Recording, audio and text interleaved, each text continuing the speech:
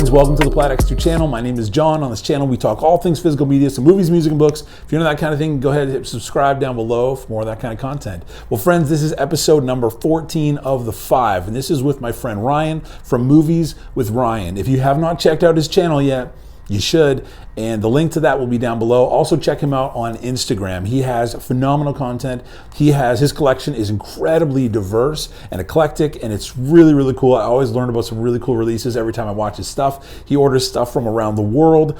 Friends, you need to check out his channel. And I am really excited about this conversation today with Ryan, so I hope you enjoy it. This is, if you're new to this series, it is a series where I connect with some of my favorite YouTube creators, content creators, film collectors, and I ask them 5 questions, and they respond with 5 films for each question. So we get 25 film recommendations, we get to talk movies, and we get to know a movie collector a little bit more. So friends, I hope you enjoy this conversation. Again, this is episode number 14, Movies with Ryan. Hope you enjoy this one. But I watch it at least once a year just because it is a good movie, I think. Of course, I'm a little weird. But Have you ever seen the Bringing Out the Dead, Scorsese's film? Nick Cage. All right, I have nothing else to say then. I will say it is slow. There's not a whole lot of action in it, but it's just funny to watch a 13-year-old girl try to run in a Yakuza clan.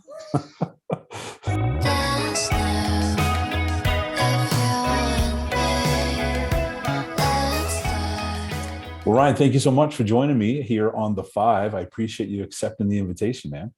Well, I appreciate you asking me. I'd love to be here. Cool. Well, I know you have, I love your content, and you've got cool stuff happening on Instagram. You've done Instagram lives, and you got great content on the YouTube channel. You're 5-6 months in. Is that right, on YouTube? I looked today, so I'd be sure I'm about 5.5 months in now. Okay, cool. How are you liking it so far? It's been a learning curve, a very steep learning curve. So same here. Not too tech savvy, and I'm just now getting my feet like on stable ground, figuring out what I'm going to do week to week. And of course, I only do 1 video a week, but trying to come up with fresh content's been a little difficult. It is. I find like so I've been doing it for only a year and a half, and my goals change all the time. And when I've had some seasons where it was a lot I had planned or scheduled or hoped to do, and I just ended up being super stressed out. And so I challenged myself for 30 videos in 30 days this summer. And every night I was in bed at like 12:30 at night editing videos on my phone. And I was like, I can't sustain this pace. So yeah. That's a big goal. I don't know how some of the people do a video a day. That's a lot. I don't understand it. It's impressive. I love what they're doing, but I don't know. I couldn't keep it up. Yes. But well, cool, man. Well, I'm going to dive into the 5 with you, but I have one question for you. I always have at least one question. And so I watch all your stuff. I watch on Instagram. And if anyone's been watching you for any length of time, you've made it very clear your passion for Asian cinema.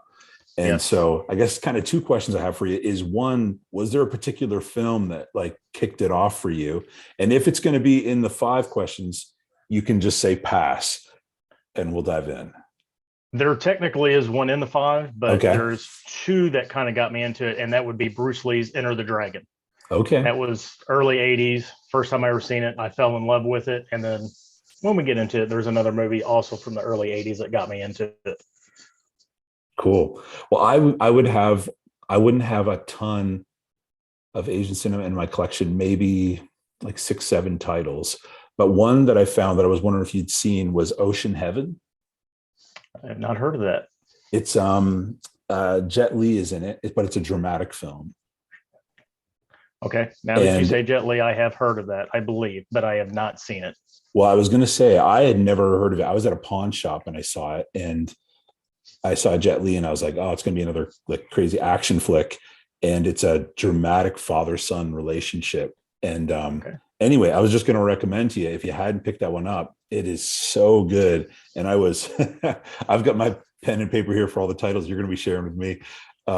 It is really good, man. And again, I had never heard of it. It by mistake came across it at a pawn shop. But he is really, really great in that film. Yeah, and he had a very, very big movie career before he ever hit mainland, USA. The Once Upon a Time in China trilogy. Oh, well, actually, I guess technically it's 6 movies now. That really jump started his international career. Of course, the big blockbuster action people over here found him, was like, let's stick him in just about every movie we could. And then he blew up over here.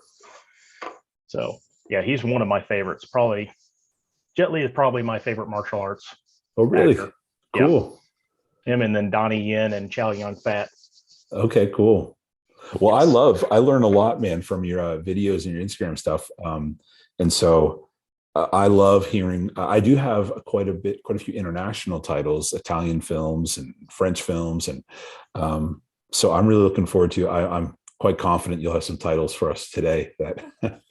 Yeah. And that's one thing, since I've been getting the Criterion collection the last 2 years, I've really been getting that. Of course, I've pretty much filled out the Akira Kurosawa collection. There's been a couple other early 50s and 60s directors I picked up, but that's the other thing. I've been picking up a lot of other foreign titles I probably would have never looked at. And it's been Yeah. really interesting seeing some of that other stuff. I know Criterion for me has just opened my eyes up to so much. Like Akira was probably my first, and it's stunning. It's an amazing film. Yes. Late Spring was another one I picked up. Yeah, there's a handful that I picked up through the Criterion collection that just amazing films. Yes. Yeah. Well, cool, man. Well, let's dive into the 5. And so for those of you who may be watching and you are not familiar with this series, I ask some friends on YouTube and Instagram 5 questions, and they answer with 5 films per question. And the point is to chat movies with friends, to learn a little more about these YouTubers, go a little deeper, and also get 25 film recommendations. So this has not been good for my wallet because I'm 14 conversations in, and I have just easily over 100 that I've written down.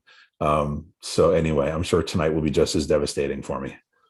It might be. I might bore you too. I don't know. Some of my picks are pretty tame, I guess. Well, I was talking to someone last night. I recorded one, and they're saying I didn't want to say like, big blockbuster titles. I wanted to throw out stuff no one said, but it's, we're talking about some of these questions. It's actually important to know like what really did shape you. And if it is a Star Wars, it's Star Wars, and that's cool. Yeah. So, yeah. So that was one thing. I think I've watched every episode. I was like, oh, I can do this. I can do this. And then you asked me, and I pulled up the 5 questions. I converted them over to a notepad thing on the computer. I pulled up my giant spreadsheet of all my movies, and I started looking through it. I was like, okay, first question, that's easy. Letterbox, got all that. Gotcha. Got to the second question, I was like, this is going to be hard. So I think I filled it out pretty well, though. Well, you've got a really extensive and diverse collection, which I really like. And so that's one of the reasons I love your channel, is because when I go there, it's not going to be what are the 5 American-made blockbusters that just came out that you're going to be talking about. You're going to be talking about stuff and pulling stuff from, you also order quite a bit internationally. And so that's always really fun watching your stuff, is seeing what's coming from other countries. Yeah, Zavvi and Amazon Germany and Korea have been very nice to me in the last couple of years, to say the least. Not nice to my wallet, though. Yeah. Now, have you bought a lot from, I'm originally from Canada. Have you bought a lot? I've only bought one title from Canada because it had completely different artwork. I bought Fat Man because the artwork was amazing. But have you got much from Canada? I do. Several steelbooks, because I think it was Future Shop that used to be in Canada. Yeah. Had some special edition stuff. And then Canada, surprisingly, here in the last year, I picked up 2 or 3 Blu-rays that we didn't get in America. They're only on DVD. Well, America, I should say the United States. Gotcha. It is all America. But I picked up a couple of Blu-rays that were Canadian releases that we didn't get in the States. So I've gotten a couple of things. Cool. I'd be interested to know sometime, maybe we'll chat via Instagram or something about what you have picked up from Canada. I know for a while, at least, Beautiful Boy with Steve Carell was only a Canadian Blu-ray release. Yes, Korea got my wallet on that one. I ordered one from Korea. Oh, and did you? It was a nice edition, but cool. I couldn't find, I'm close to Canada, I guess. I'm in Southern Indiana, but every once in a while I do see French titles pop up in my mega replay that I frequent constantly. So I'm assuming people either get them I either go to Canada, bring them back, or I noticed Hamilton Book that I order a lot from also carries a lot of French Canadian titles. So I've been picking up some there too. Nice. I haven't, just because of the of COVID, I haven't got home to visit my family in 2.5 years now. So, which stinks, but I do plan on, whenever this opens up again and I can go do that, hitting a bunch of places to see if I can find some stuff that can only be found in Canada. So, yeah. And I feel sorry for Canadians. I know we get a lot of releases here that, like, especially Best Buy stuff that they just cannot get. And yeah, almost nobody right now, or even in the past historically, just don't ship up there. So it's yeah, really hard for you guys to get stuff up there. yeah. Prices in Canada are insane. Yeah. So anyway, to be down here, it's fantastic for a movie collector. But I am looking forward to visiting home again and trying to find some stuff. So cool, man. All right. Well, I'm looking forward to this, Ryan. Let's dive in. So question number one, what 5 films have you most recently seen? Like I said, this was the easy one. So I finished off. I usually try to watch a movie on Friday night and 2 movies on Saturday. That's my block of movie watching time. I haven't really watched a whole lot for 2022, but I ended off 2021 with Clan of the White Lotus.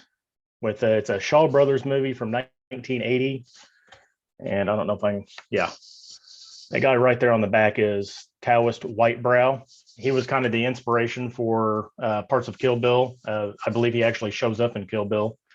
But this is just a good Shaw Brothers movie. They've been around since the, I believe, 40s or 50s making movies, and it's good martial arts. Cool. So not a whole lot there. But second, I've only got a card for it because I actually New Year's Day went into the movie theater and seen my first movie in probably 3 years. I think Infinity War was the last thing I seen, but went and seen Spider-Man No Way Home. Have you seen that yet?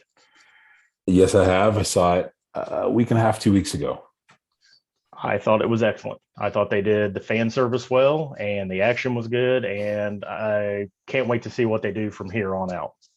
I came out of there, and again, I won't spoil anything for people who haven't seen it yet. Yes. But for me, it was by far my favorite of the Spider-Man films. And yes, it was maybe my favorite superhero film of all time. Maybe the Dark Knight would be, it might still just edge it out because Heath Ledger's performance was just unreal. yes. I liked it that much. And the review I heard before I went in, it was a non-spoiler review. The person said, it's everything you're hoping it will be. And in addition to that, things that you didn't know you should be hoping for is in there as well. And I thought that was perfect description. Yes. My only complaint is I think they tried to maybe stick a little bit too much in there. They could have dialed like one thing back and it would have been completely perfect, but it was still a blast. Yeah, it's so good. All right, Lynn, what did I watch next? So a new company showed up in Korea that makes steelbooks called Bud Blue, and I ordered something from them on a friend's recommendation. This is his favorite movie, and that's called A Bittersweet Life. It is a Korean movie, and it's directed by, I'm going to get his name correct, Ji Woon Kim, which he's done I Saw the Devil, The Good, the Bad, and the Weird, and a couple of things, and it stars Lee. I'm bad as much as I like Asian cinema. I am bad with names, but Lee Bung Hung. He is Storm Shadow in GI Joe, and he was also on I Saw the Devil. He is in the Squid Game, and he is, I think his name's Billy in the Magnificent Seven. He's the Asian in the Magnificent Seven. But this is basically a story. He is a mob enforcer, and he is tasked to watch his boss's young girlfriend because he thinks that she is cheating on him. And he is told to eliminate him and said person if he finds out. Well, he does find out and he doesn't do it. And the boss goes after him. And they try to kill him, and they try to kill him really well. But the one thing I like about Korean movies, they're very blunt. There's no happy endings. There's no, oh, the hero comes in, saves the day, or, the girl finds her love or anything like that. If they're going to kill somebody in this, they're brutal and efficient about it. If there's going to be a sad ending in it, it's a sad ending. But this movie was very, very good. I mean, I would highly recommend it. But Cool. I know you're kind of, I don't know about your violence in that you like, but this is pretty violent. I'm cool with violence. Horror films in general, I'm not as into. But no, I'm cool with violent films. That's all right. Yeah. Yeah, I'm in the same boat with horror. Like, I'm not a big slasher fan or anything like that. I do like my vampires, zombies, werewolves, but like you said with the Halloween, it's a adult Where's Waldo. I completely get that. I'm sure I offended a lot of people. I will say about Halloween, it was so clear watching it why it's a legendary film. Yes. Like, yeah, so clear. And also it was, while I'm not super into it, I was like, this is the perfect October film. Like, of course you would watch this in October, not just because it's called Halloween, but all the aesthetics, the colors, everything is perfect. Yes. Yeah, it's great. It is that fall movie. It gets you in the mood and all that. It is a good movie, but yeah, it's those early 80s slasher movies were just kind of boring to me. I didn't find any interest in them, so just never went that route. All right, what are we on to? Number 4. This was a first watch for me. So I try not to watch the same movies over and over. I go through my collection. I usually I alphabetize everything. I kind of feel what kind of mood I'm in, and I'll start at the beginning and I'll look through there until I find something I haven't watched. I'll pull it off the shelf. I throw it in. So this was one of them. A Star is Born. Of course, this is the Steelbook. And if anybody does watch my content, you know how I love my Steelbooks. But have you seen this? No, I mean, I know about it. I've watched the trailers. I've seen interviews, but I still haven't seen the film. I like Bradley Cooper. I think he's a good actor. Of course, I think this was his first directing, or maybe his second. I don't remember. It was really well done. And I know it's a remake of a movie, but their acting really made it convincing that they were a couple, and the effects of everything that was going on. And Lady Gaga blew me away, especially with her singing that. I've never really listened to her. And it's overall a really, really good movie. I was pleasantly surprised with it. Very cool. All right. And number 5, here's another weird one. Errol just came out with this recently. Sailor Suit and Machine Gun. Yes. So this came out, I believe, in 1981 originally. But it's about a girl. Her name is Azumi, and her father dies, but she doesn't really know her father. And he is a Yakuza crime boss.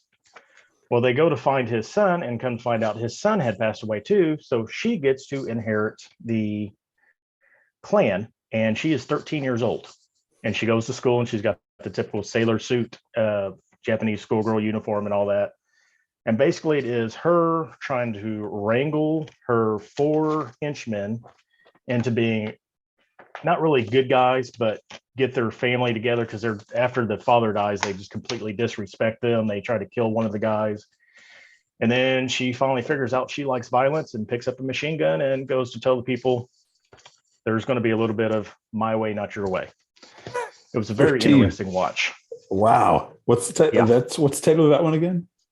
Sailor Suit and Machine Gun. I will say it is slow. There's not a whole lot of action in it, but it's just funny to watch a 13-year-old girl try to run in a Yakuza clan. I will definitely be checking that out later. All right. I think that does it for my recently watched. That's awesome, man. Those are great titles.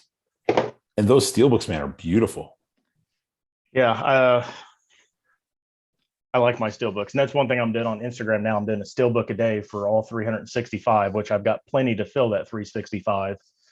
But of course, I also did that steelbook battle here lately, and that was really fun, getting to show off stuff some people have never seen before. And that's what I like about steelbooks. It's art. They're limited edition stuff. You don't see the covers and that they put on there usually, and kind of finding those grails are kind of a nice little fun thing too. I don't have many steelbooks. The 2 I do have that I would say I love, the Universal Monster Frankenstein, that black and white artwork.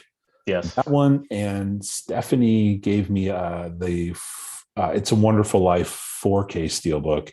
And both of those I absolutely adore. So yeah, I don't have a big collection, but those 2 are prized possessions. I keep getting asked how many I have, and I know on my spreadsheet it stops at like 442, I think, but I've got a lot of like my 1, 2, 3s and trilogies all on the same line. So I need to go Okay. through and actually count it. So I'm pushing 500 on still books, but Amazing. it's a lot. It is a lot. Cool, man. All right. Well, question number 2. What 5 films do you have your earliest memories from? This one was a hard one. I got lucky a lot because when I was growing up, my mom basically didn't have to work during the summers until I went to school or until I was like 6. And she took me to the movie theater a lot when I was like 4, 5, and 6 years old. But my biggest memory I ever had, they also did bowling on the weekends. And at the lanes they went to, they had a gigantic room upstairs. And it's where all the kids went. Like they gave snacks, sleep time, they had books, but they always showed Disney movies, like reel to reel, like the shorts, the clips, and the movies and all that. But I really don't remember any of that stuff.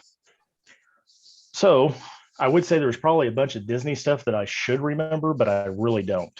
Of course, that's been 37 years ago, something like that.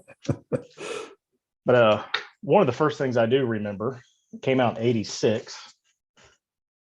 Flight of the Navigator. Cool. I have not seen that. It's about a boy that gets picked up by a spaceship and is dropped it 8 years into the future. And the spaceship, what is the name? I forget what the name of the little alien that is in here, but it's a little comedic robot basically, and it takes them to the future. They see a bunch of stuff, and then he gets brought back, and everybody's like, "Where have you been?" And nobody believes that he is now the navigator of this ship. So I've watched this several times. I haven't watched it in a long time. I actually had to go pick up the DVD this weekend for this so I could have it. That's awesome. Because I think it just got a Blu-ray release in the Disney Movie Club this year. So I haven't picked that up yet. Okay, cool. All right. Number 2. Where'd my card go for it? Uh-oh, I lost a card.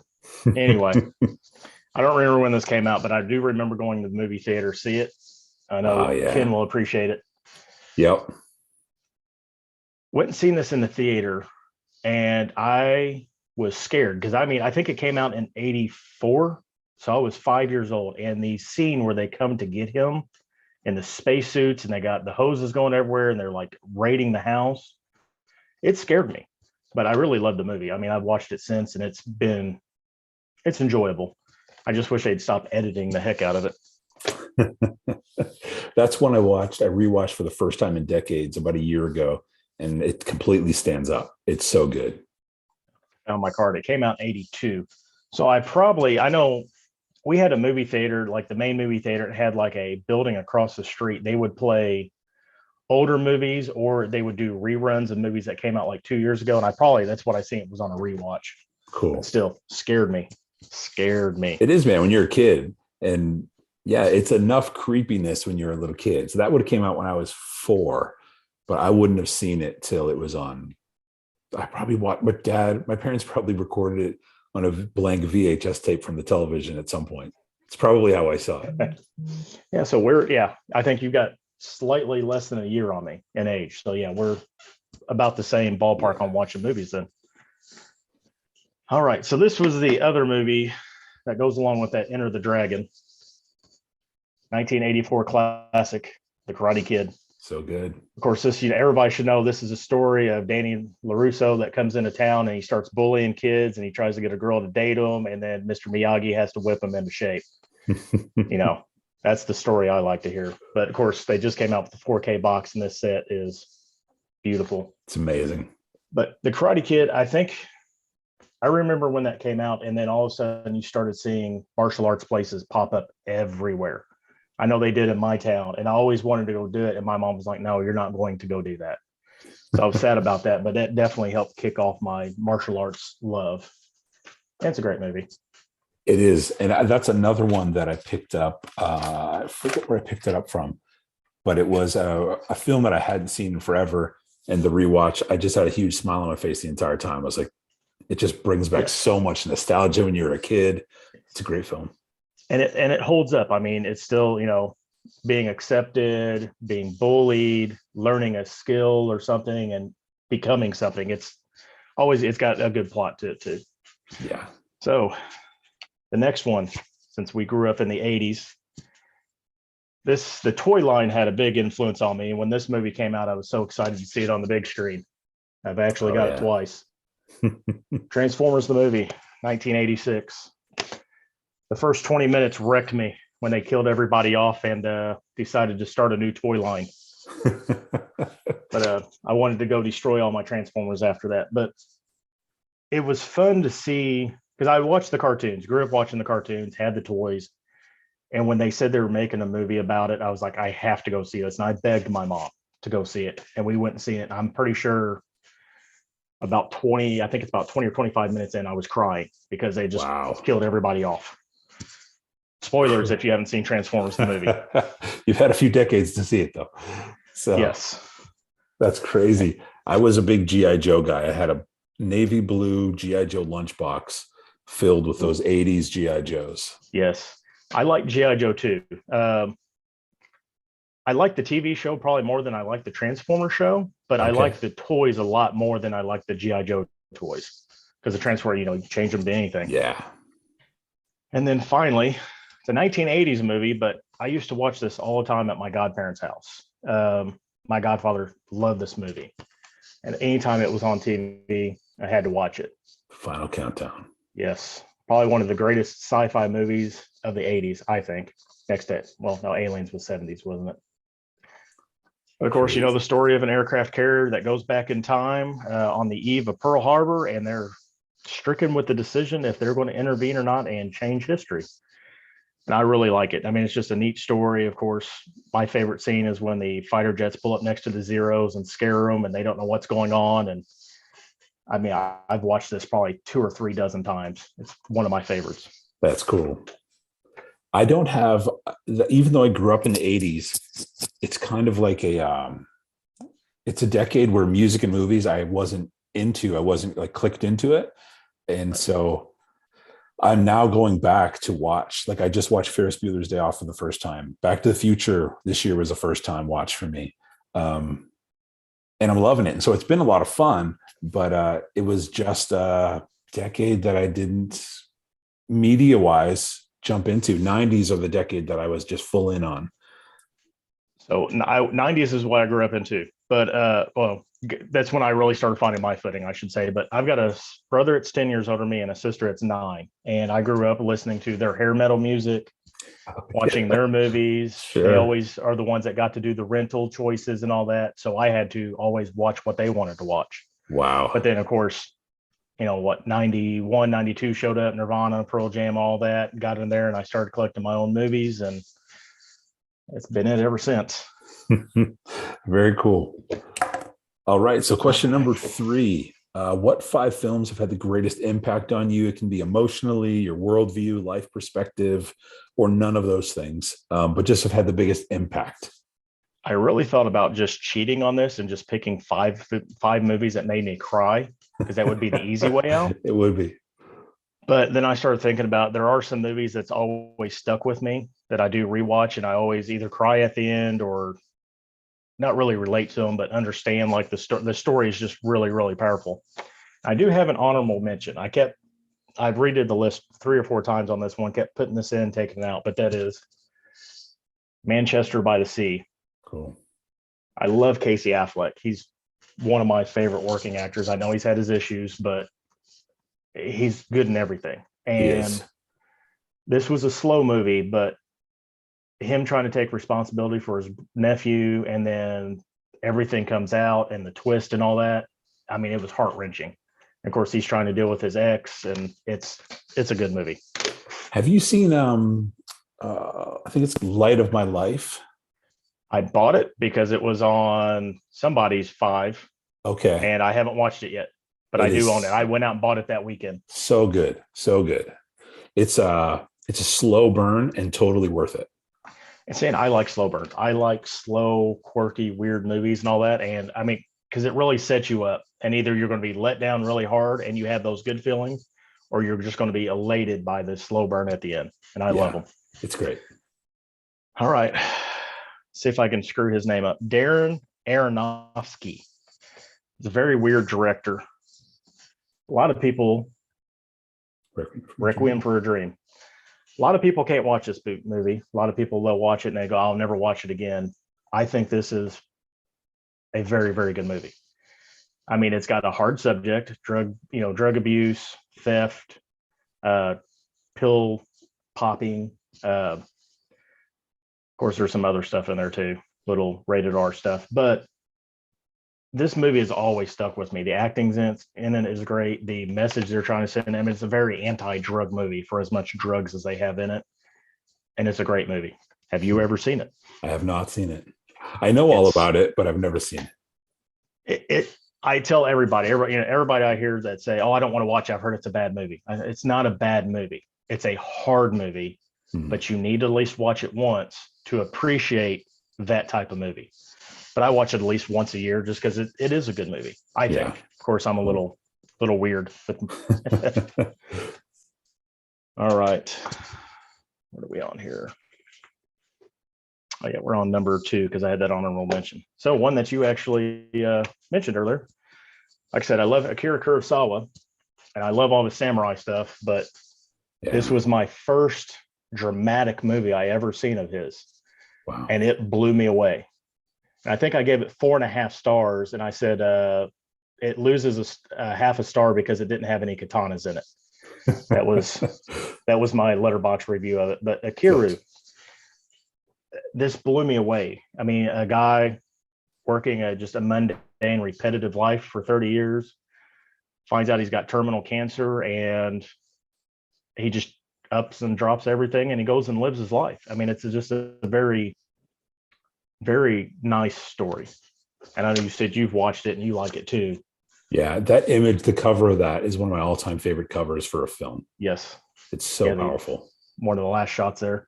Yeah. And I've watched it once. I need to go back and watch it. The girl that he starts hanging out with, I've seen people talk that she's not actually real. She's like his guiding angel or whatever, leading him to like his final happiness or something. So I need to go back and really watch this again and see if I can pick up on that. Interesting. Then my next one, we've actually talked about this. This was a recent watch of mine, and I don't know how I missed out on it for so long. Oh, Rudderless. Man. Yes. Yeah. The twist in this, I did not see coming. Either. I mean, do I spoil this or not? Basically, it's the story about a guy that finds out his son has died, and he finds his music collection that he's been writing and singing, and he starts singing his son's songs, and he meets up with Anton Yelchin, and they form a band, and they have a bunch of success. And the twist happens, and the truth comes out, and this movie wrecks you. Yeah. Like I was crying by the end of this. And I mean, I don't cry a whole lot, but I could not believe the twist of that and just everything falling apart after everything had been built up so good. Emotionally, just like, it's like your heart and your brain, it's like you just threw on the emergency brake. You're going 90 miles an hour one direction, and then you have to reprocess everything you just saw and rethink through everything. Yeah. I was watching, my girlfriend starts to watch movies with me, and then she falls asleep on the couch by the second movie, and I was watching that, and I started going, oh no, don't even tell me. Like when the twist was happening, she woke up, she's like, what? I was like, if you would have stayed awake, you would be doing the same thing. I mean, the twist is great in that movie. And the soundtrack, I downloaded the soundtrack. It's so good. I listen to it all the time. And I kind of dismissed Anton Yelchin at first. I really liked him in the Star Trek, the Kelvin timeline. And then I've been going back like Odd Thomas, and there was another movie I watched of his, and I am impressed with how good of an actor he is. Yeah. And of course, somebody we've lost way too early. Yeah. Tragically at that. Have you seen The Beaver with Mel Gibson? Yes. That's one of my all-time favorite films. And he's great in that one too. Yes. I actually forgot he was in that one. Yeah. I watched that when it first came out because I was like, Mel Gibson with a pet beaver or a puppet beaver on his hand for a whole movie. That's got to be insane. And it was insane. Yeah. All right. So moving on to number 4. I don't really talk a whole lot about my personal history, I guess, on YouTube. I do a little bit on IG Live. But I used to be a volunteer firefighter. I was in the medical field for 15 years as an EMT. So this movie really got me because I've actually lost a couple friends. One in the not really in the line of duty. They were coming back from a run and the fire truck crashed and the passenger was killed and I knew him. And then had another guy I worked with that tragically accidentally killed himself and a couple other things. So that's just kind of messed me up. That's why I like weird stuff. But this movie, Joaquin Phoenix and John Travolta, Ladder 49. It's a great film. So I like Backdraft. Ladder 49 is probably the most realistic portrayal of firefighting and firefighter life. Okay. They did a really good job with the firefighting scenes, and they really did a good job of mixing the firefighting stuff with the home life and how it affects the home life. And of course, there's tragedy in this, and it's just a really, really good movie. And I will love this movie until I die. But I had to put that on the list. It's one of my favorites. I've seen it and I love it. I just wrote it down again because I just realized I've seen it. I love it, but I don't have it in the collection. And now with your experiences in EMT, have you ever seen the Bringing Out the Dead, Scorsese's film, Nick Cage? All right. I have nothing else to say then. I may have. All right, then. I'll leave it at that. But my last movie, like I said, I could have picked any movie that made me cry because there's like 10 more movies I could have easily put in here. But this movie, it's very relatable. 50-50 wow. Yeah. with Joseph Gordon-Levitt and Seth Rogen. And I love Joseph Gordon-Levitt. I like Seth Rogen. He's funny. I love Anna Kendrick. And this is the movie that made me fall in love with Anna Kendrick.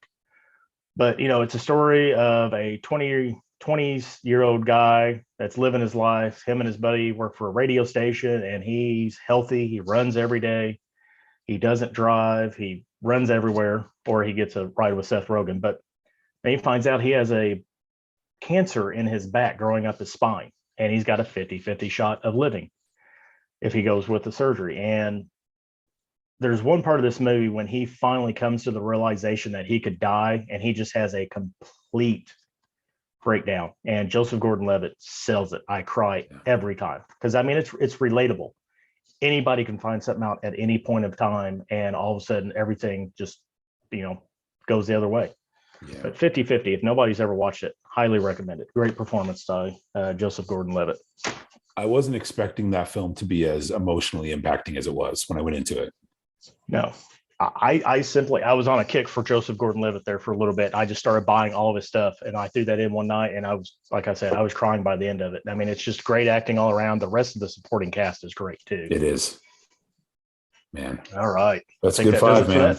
That's a good 5. All right, now question number 4 is: what 5 films do you consider to be underrated? I've got an honorable mention. And I want to thank Tim Talks Talkies for this. He's awesome. This movie is beautiful, and I don't think you've watched it yet.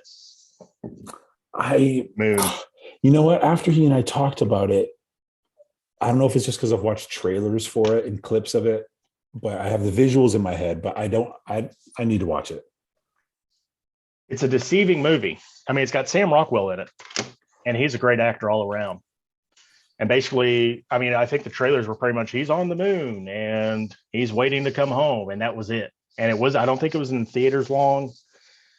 And I watched it, and it's a struggle for somebody trying to identify themselves, get control of their life when something happens, and determined to finish something out.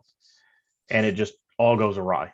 I mean, there's manipulation in this, there's lying in it, there's backstabbing, and it's kind of a depressing movie, but it's beautifully shot. The 4K looks fantastic on it because it's really the clean, crisp whites of the interior of the moon base versus the dark void of space and the moon, and it looks beautiful in 4K. But you need to watch it. It's a great movie. Yeah, I know I've seen clips or at least trailers, a couple of trailers. So I see the visuals in my head, but I need to just own that thing. I need to just go buy it. Yes, it's very good. All right. Jim Jarmusch, one of my favorite directors. And actually, he's got two in this pile, I believe. This is a movie I don't think a whole lot of people know about. And if they do know about it, it's probably because of this release. Ghost Dog, The Way of the Samurai with Forrest Whitaker. Have you seen it? I've seen it. Yep. Okay, good. We're on the same page. I love this movie, and I think it's highly, highly underrated. And it's a Jim Jarmusch movie. Everybody should watch Jim Jarmusch. He's great. But basically, Forrest Whitaker's a hitman. He lives his way of life by a certain code, and that's the code of the samurai. And he gets double crossed, and he kind of breaks his code, and he finishes the job. It's just a very low key, calm movie for the most part, but there's good action in it, and I love Forrest Whitaker. I mean, he's great in this. Great in this movie. He is great. All right, moving along. Here's a movie about mental illness. The Machinist with Christian Bale. And I think this movie turned off a lot of people because are you familiar with the movie? I'm familiar with it, but I have not seen it. Okay, because of course, Christian Bale is known for the yo-yoing weight loss, weight gain of that. And he got down to, I think, 132 pounds or 137 pounds for this role. And he was emaciated. I mean, he was horrible looking. I think it turned a lot of people off to this movie. But I highly recommend people watching it. So basically, he works at a machine shop. And they really don't tell a whole lot about it. He just keeps same routine. He keeps posting notes in his bathroom about his weight. And he doesn't understand why the post-it notes are there. He forgets stuff and he's confused, but he's also insomniac. He will not go to sleep. And he keeps going to the airport cafe, talking to this waitress, getting coffee. And by the end of the movie, there's a guy following him. And you come to find out that everything was PTSD related and that he did something bad. And the result of it was everything beforehand when he is just insanely mental. And it's a great movie. But like I said, I think it turned a lot of people off because of his weight loss on there. And it's kind of a hard watch. I mean, I don't know if you've seen Memento. Yes. Okay, it's similar to that, but it's in chronological order for the most part, except for the ending. But it's a good watch. Okay, cool. Plus, it's Christian Bale. I mean, he's a good actor. All right. What is this number? Yeah, this is number 3. This is probably one of my favorite movies, and I'm glad I got this copy. Oh, yeah. Secret Life of Walter Mitty. That's a great addition. Yes. There's the steelbook. Again, Korea stealing my money. South Korea, that is, not North Korea, South Korea. But The Secret Life of Walter Mitty. I've always loved Ben Stiller. I've always thought he was very funny. And when I heard he was directing this, I knew it was a remake. I don't know, have you ever seen the original? No. So it's similar, but not similar. And of course, it's the story about him. He's a Time magazine worker, I forget what the word is. He develops the film and gets them ready for the articles. And Sean Penn is one of their most notorious photographers. And he had sent him, I think it's the -25 for the last issue. And they go on this wild search. And of course, he's kind of an introvert. He doesn't talk to people. He daydreams. And then it turns out he starts living his daydreams when he's searching for Sean Penn. And this movie is just beautiful looking. It's great. I love Ben Stiller in it. Kristen Wiig's funny too. But I recommend this to anybody. I think it's highly underrated. Secret Life of Walter Mitty. It's just visually beautiful. It is very beautiful. And just all the crazy stuff that happens that he'd always dreamed about. And then all the crazy stuff happens to him. It's fantastic. All right. So you said it a second ago. Bringing Out the Dead. Yeah. And I will go on record. And I've said it before, I think, in my videos. I've said it on IG Live. This is my favorite Martin Scorsese movie. Yes, better than Goodfellas. Yeah. Everything. Me too. I relate to it because, I mean, of course, I was an EMT, but the struggle they show of a burnt out paramedic and what they can go through trying to get the grips with their life and trying to get out of that life is great. Of course, it's got Goodman in it, Ving Rhames, Patricia Arquette's in it, and the cast is stunning in it. And it's just a crazy ride. And it's really, I think it's early 90s New York. And it's kind of like the Wild West. And that's how working on an ambulance can be, is the Wild West. It's you and your partner out there, and you don't know what's going to happen. I mean, you can pull up to one thing and it turned out to be something else. And next thing you know, things happen. The Bringing Out the Dead. I hope to God this gets a Blu-ray or at least a 4K release sometime. But It blows my mind that it hasn't. yeah. And another movie, the reason I think it's underrated is because it is a specific type of movie. I mean, it's not a whole lot of people can relate to emergency medicine and all that. So some of it can be people don't understand it or whatever, but overall it's just a fantastic movie. For me, I felt like certainly I don't relate in the job itself, but I think if you've spent time in a career that is a high stress career, or you've experienced trauma in that career, you can relate to it. And I think it's my favorite Nick Cage film. It's my favorite Scorsese film. I think it would be a brilliant Criterion release, to be honest with you. There's so much there. It would be. Yes. And the cast is amazing. The cast is so good. My favorite part of that movie, and hopefully people have seen it, is when they go to the underground rock party and the guy is overdosed and Ving Rhames comes in there. So I good. be banging. I'm going to bring you back to life. And they shoot him up with the Narcan and he wakes up. Oh, God. Yeah. That is great. And then when they finally lose it and they wreck the ambulance. Yeah. Fantastic. Yeah. All right. Yeah. Number Nobody 5. talks about that film ever. No one. And a lot of people I don't even think realize it's a Scorsese movie. Yeah, I really don't think they do. I agree. Of course, it came out in 99. I remember going to see it in the theater. And I think 99 was a weird year for a lot of people because of Y2K. I think a lot of things were kind of forgotten about because of the lead up to Y2K, which was nothing. But it's a fantastic movie. Cool. Then my number 5, I want to get you with another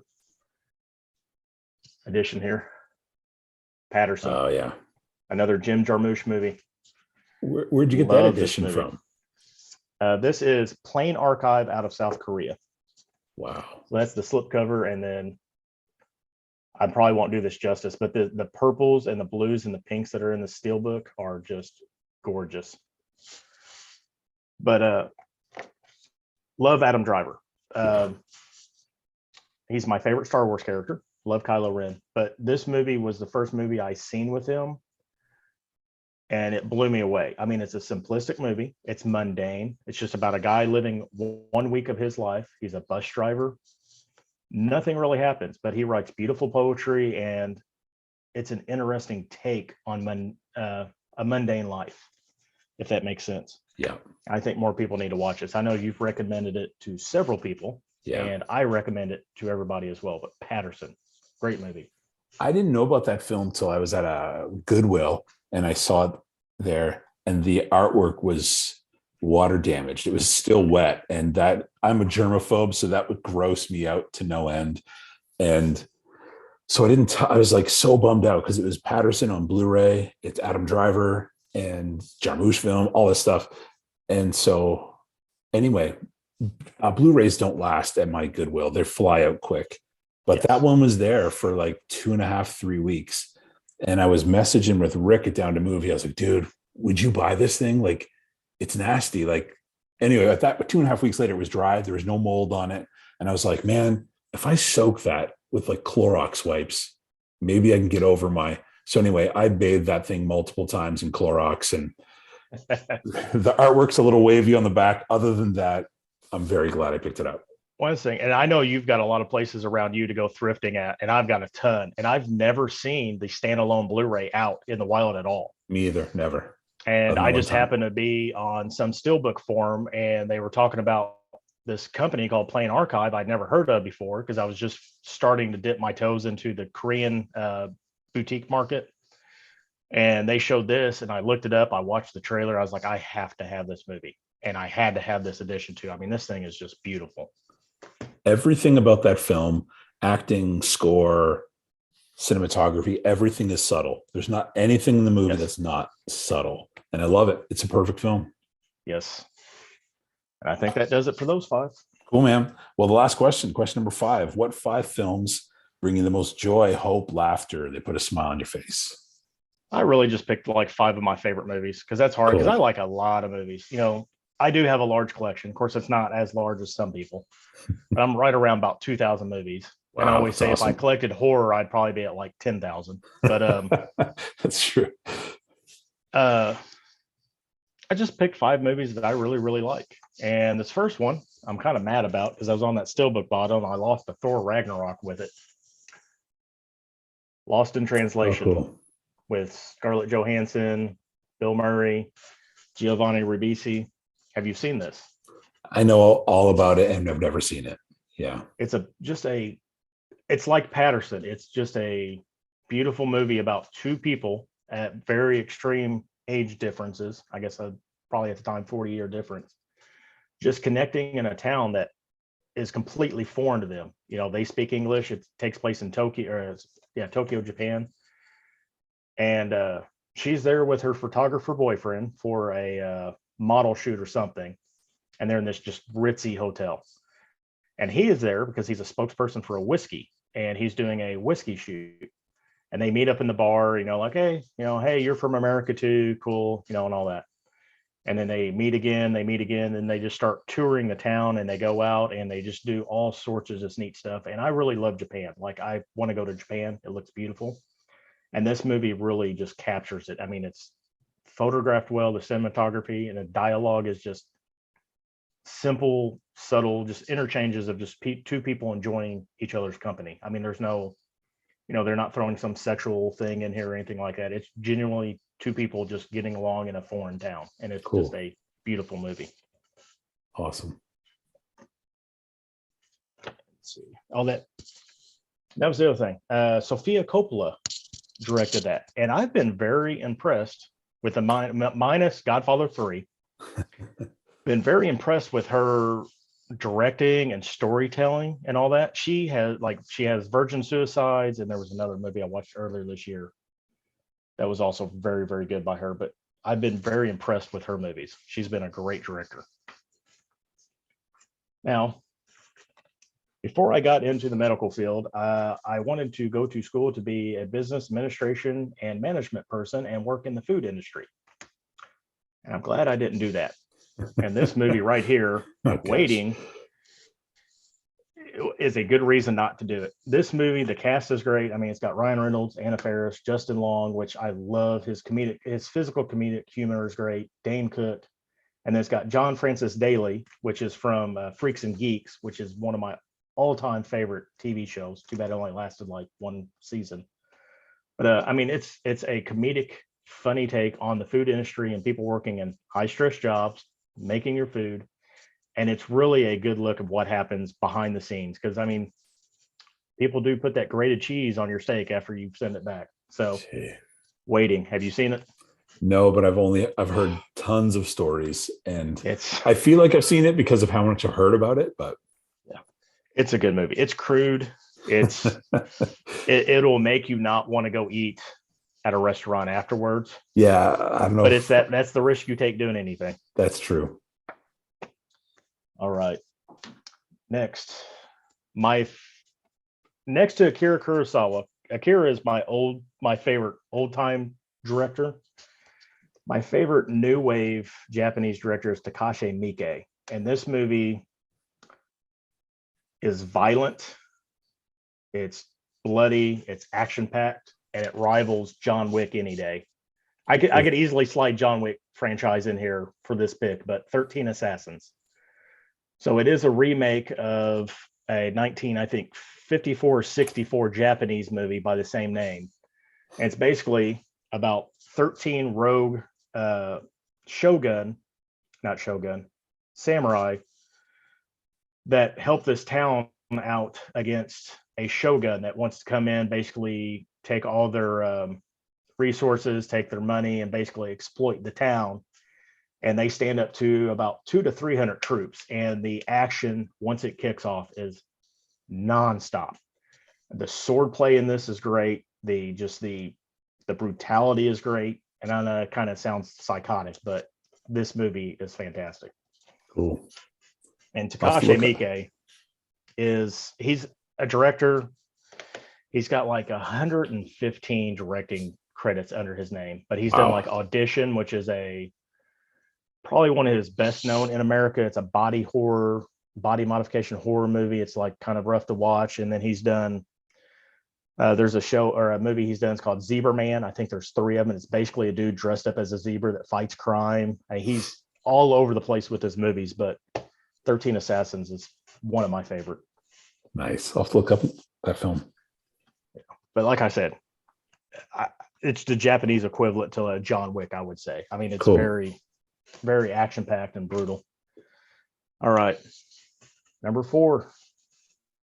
This is the movie I've seen most in the theaters. When it came out, which was 1994, I think I went and seen it 8 or 9 times in the movie theater. Wow. No way. The Crow. This, along with my number 1, are my 2 favorite movies ever. And of course, it's a steelbook. Had to have it. Definitely needs a 4K release, but of course, I loved Bruce Lee. And then when Brandon Lee got in to start acting, of course, he had like Big Showdown in Little Tokyo with Dolph Lundgren, Laser Team, which is not a good movie. And then I heard he was doing this. I was like, oh, great. And of course, then he tragically was killed on set. But this movie has just got it all. I mean, it's got action in it. It's got redemption. You've got brutality in it again. Seems to be a theme in my movies. But love The Crow. I mean, I watch this at least, I don't know, probably once or twice a year. Cool. I remember watching that one just shortly after it came out.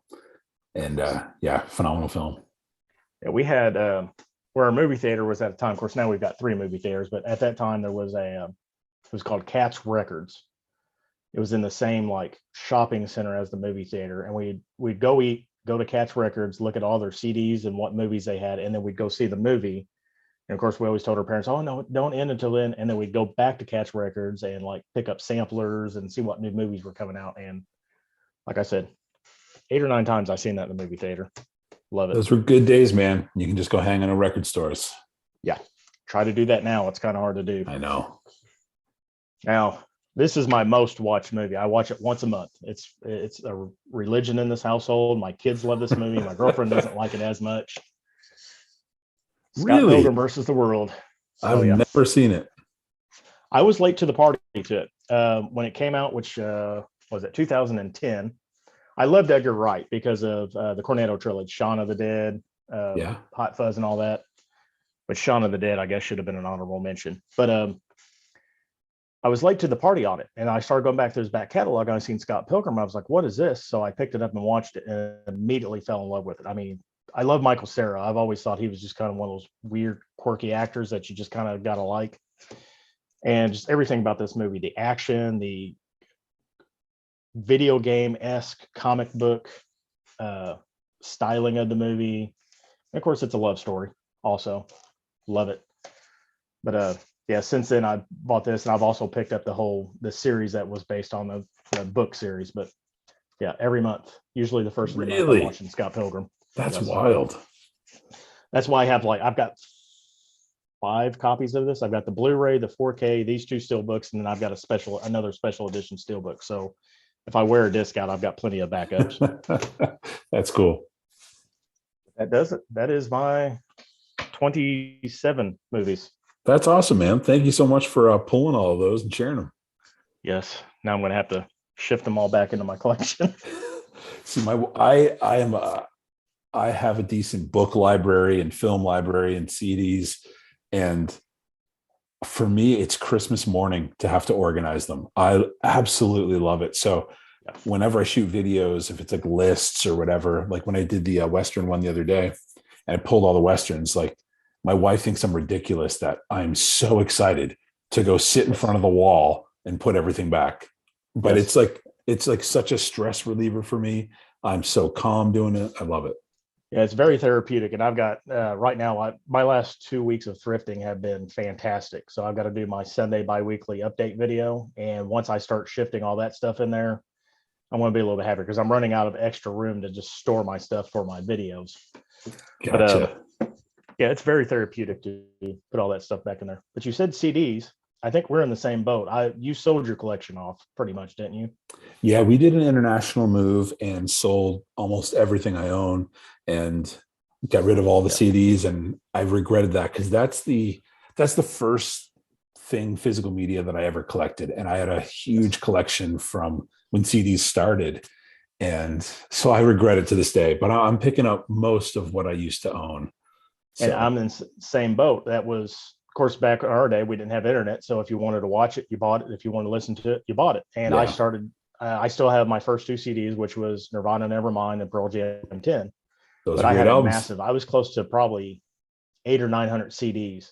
Wow. And then the first time I moved, I sold off like 300 or 400 of them. And then I started accumulating some more and then moved again. So I sold off a bunch of them.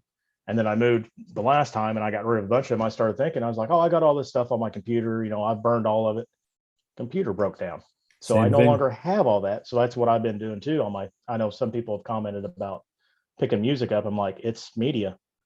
When I'm out, I'm looking at CDs too. I don't Yeah. usually show that on my videos, but picking up, 50 cents a dollar CDs to restock that music collection has been great too. Oh, absolutely. And I'm introducing I've got a little one and I'm introducing her to CDs and she's loving it. So for Christmas, we got her first little CD player and she's all about it. And so, um, I love it, man. I love bringing stuff to my office. So I have this like small little, tower that only holds like 20 CDs. So I'll bring in 10 each week, put it in one side. And when I'm done listening to the 10, I just keep shifting them to the right-hand side. And that's when I know I'm done with that one. And then I'll bring in 10 more next week. And I just love having that. Yeah, we do laundry here on Sundays, and I've got my stereo up in our bedroom along with my record player. And that's what I do when I'm doing my part of the laundry. I throw a CD in, I listen to the whole CD while I'm doing laundry, and it's therapeutic. Very So much so. good. I Yes. told my wife when we need to buy a vehicle, because most vehicles now don't have them in there. So Yeah. I told her, I was like, we've got to figure out a way.